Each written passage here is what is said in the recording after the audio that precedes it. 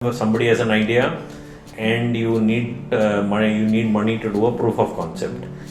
Then the next step is from proof of concept to prototype to pilot, and pilot to scaling. So all startups fall into one of these four buckets, and very few actually startups make it from the second or the third part to the final part where they go into the scaling.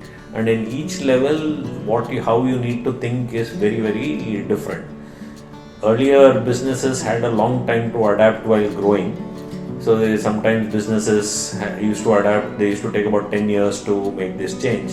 Now startups need to do it in anywhere from 3 to 4 years or even less.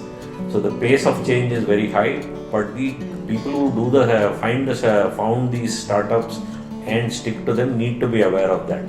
That awareness, I find in many cases, is missing. Some of them, the ones who can identify, saying that okay, I can't behave like a initial founder with just 4 people, I have to behave differently with 50, I have to behave even more differently with 500. Making that mental jump is going to be one huge issue. So that's partly the thinking, and then you have these two basic areas in which startups need to think more seriously. One is on HR. How do you find people? How do you retain people? How do you keep people happy?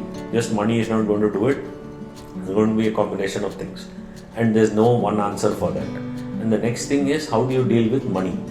Finance is another area that most startups don't understand, and this needs, and especially at the latter stages, in the first two, proof of concept or prototype, it's still okay, you can manage with some basic understanding of addition, subtraction, but beyond that you really need to understand finance and money and who's funding and how are they funding, what sort of returns, how do you grow, etc. Last, but I think the most important part is